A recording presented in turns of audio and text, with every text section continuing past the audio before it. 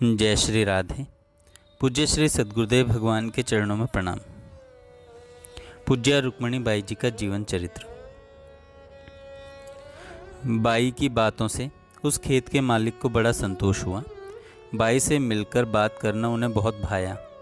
वे बार बार साधुवाद देते हुए चले गए।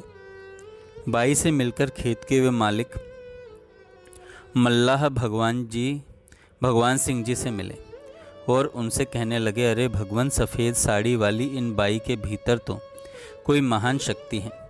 अवश्य ही यह कोई देवी है। मैं तो शुद्ध मन से अपनी रिवॉल्वर की गोली का शिकार बनाने के लिए आया था, परंतु इससे 2 क्षण बात करते ही मेरा मन पानी पानी हो गया। ऐसा तो कभी नहीं हुआ था। मैं तो जगत का एक साधारण गृहस्थ प्राणी हूँ। अवश्य ही इन देवी के प्रताप से मेरे मन के भाव बदल गए। उनकी बात सुनकर हाँ में हाँ मिलाते हुए मल्लाह भगवान सिंह जी कहने लगे, आप बिल्कुल ठीक सोच रहे हैं। हम लोग तो उन्हें साक्षात राधा रानी ही मानते हैं। उनके कारण, उनकी कृपा से हमारे परिवार के न जाने कितने कष्ट देखते देखते दूर हो गए। उन्होंने तो मेरी मरणासन्ना बेटी को जीवन दान दिया। घाट का हर मल्लाह उनको प्रणाम करता है और उनकी सेवा मिलने पर अपना सौभाग्य मानता है। भगवान सिंह जी की बात सुनकर खेत के मालिक के मन में भी आदर भाव बढ़ गया। वे अब कभी कभी बाई के पास मिलने के लिए आया भी करते थे। खेत के मालिक जिस ग्रहित उद्देश्य को लेकर आए थे, उसकी गंध बाई के साथ वाली बहन को मिल गई। रंच मात्र जानकारी होते ही सभी बाई की सुरक्षा के लिए अत्यधिक चिंतित हो उठी और सबसे अधिक सचिंत थी नर्मदा बाई। आकुल मन से साथ वाली बहनें मनोहार करती हुई बाई से कहने लगीं, बाई, आपको सूर्यास्त होते होते श्री कृष्ण कुंज लौट आना चाहिए। वृंदावन का व्यक्ति जानता है कि रात्रि के समय यमुना तट खतरे से खाली नहीं है। रात्रि के समय यमुना तट डकैतों और दुष्टों का अड्डा बना रहता है। 2-3 दिन पहले प्रभु कृपा से आपके प्राणों की रक्षा हो गई। हम लोगों की बार बार यही प्रार्थना है कि रात्रि के समय आपको यमुना तट पर नहीं रहना चाहिए। बहनों की बातें सुनकर बाई के अधरों पर हल्की सी मुस्कान बिखर जाती और उनकी अनास्था भरी बातों को सुनकर समझाने लगती, तुम लोगों के लिए यमुना जी की धारा मात्र जल का प्रवाह है, परंतु मेरे लिए यमुना जी अपनी बहन है। उनके तट पर रहकर मैं यह अनुभव करती हूँ कि मैं अपने घर में हूँ। तट पर बैठी मुझ अकेली की मेरी बहन यमुना जी सदैव संभाल करती हैं। उनके किनारे में अपने को पूर्ण सुरक्षित अनुभव करती हूँ। धारा जी की एक एक लहरी सजला जलोद्भवा अनुचरी है, जो मेरी संभाल की कामना करती है, मेरे साथ खेलती है और मेरे हित में लगी रहती है। यही कारण है कि मैं निर्भय मन से यमुना किनारे रात के 1-1 बजे तक भी पड़ी रहती हूँ। साथ ही बहनों ने यह मान लिया कि हम लोग बाई की आस्था की छाया को छू भी नहीं सकती और बाई जैसा चाहती हैं वैसा करने दिया जाए।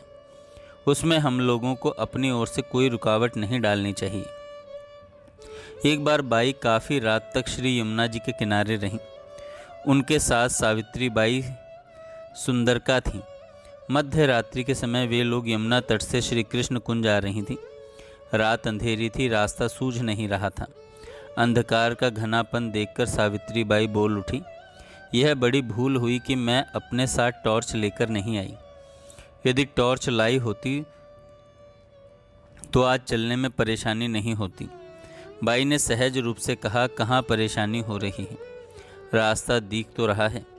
रज कणों से प्रकाश की किरणें फूट रही हैं। रज कण की कांति से राह में उजियाला हो रहा है। तुमको नहीं दिखता क्या? मुझे तो स्पष्ट दिख रहा है। मार्ग में प्रकाश होने से मुझे तो कोई परेशानी नहीं हो रही। सावित्री बाई ने दीनतापूर्वक कहा, बाई, आप वाली आँख मेरे पास नहीं है। जिस यमुना रज में आप बैठी बैठी बातें करती हैं, वे यमुना रज आपके मार्ग को प्रकाशित करें तो कोई आश्चर्य नहीं है। हमारी जड़मती और जागतिक आँखें आपके भाव राज्य से बहुत नीचे हैं। जब जब बाई यमुना तट पर रहती, बाई के अंतर की निर्भयता संक्रमित होकर तट के सारे वातावरण में व्याप्त हो जाती थी और संघ की सभी बहनों और भाइयों के मन को पूर्णतः निर्भय बना देती थी। बाई की उपस्थिति में किसी के भी मन में भय का संचार होता ही नहीं था। किंतु इसके समानांतर एक तथ्य और है जो सकारण है। बाई दोपहर के समय श्री कृष्ण कुंज से यमुना तट पर चली आया करती थी। मीरा वृंदावन आई हुई थी, वह बाई से कुछ बात करना चाहती थी। बाई ने उससे कहा, तुम रात को 8 बजे श्री यमुना जी के उस पार चली आना। बाई के निर्देशानुसार मीरा उनसे मिलने के लिए गई। श्री यमुना जी के उस पार जाना तो दूर रहा, इस पार वाले तट पर पहुँचते पहुँचते मीरा के मन में भीषण रूप से भय का संचार हुआ। वह इतनी भयक्रांत हो उठी कि जान के पार जाने की हिम्मत खो बैठी। भले बाई ने बुलाया था, पर वह तुरंत श्री कृष्ण कुंज वापस लौट आई। वापस लौट आने पर उसे पता चला कि बाई तो किसी विशेष कारण से सूर्यास्त के समय ही यमुना तट से इधर आ गई थी।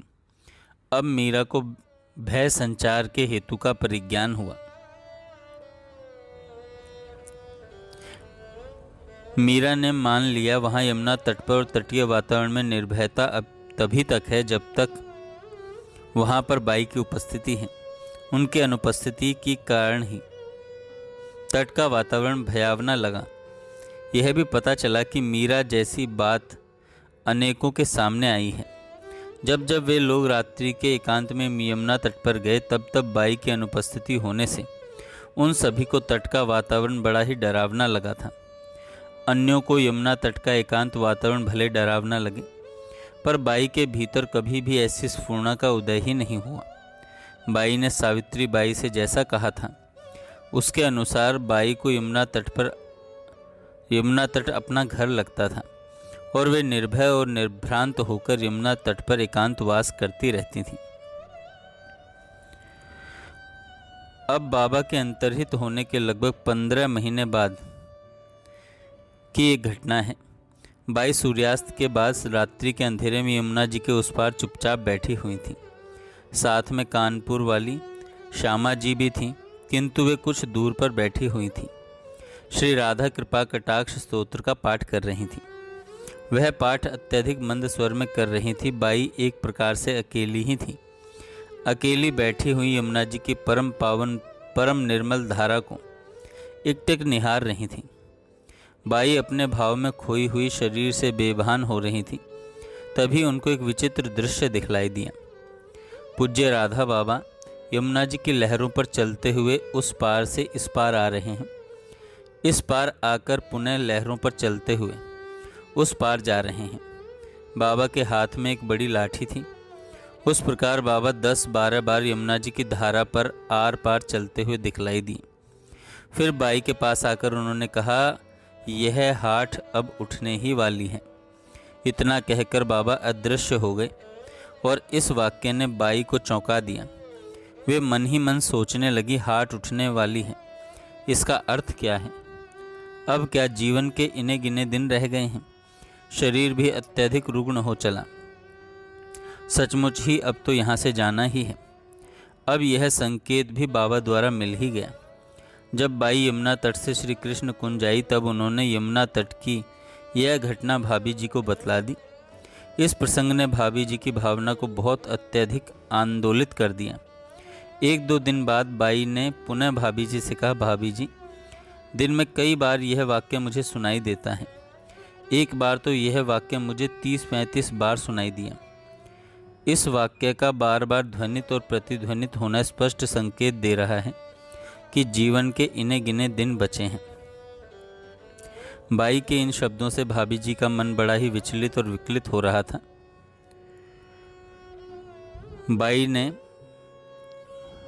भाभी जी ने एक पत्र वृंदावन से मीरा के पास भागलपुर भेजा।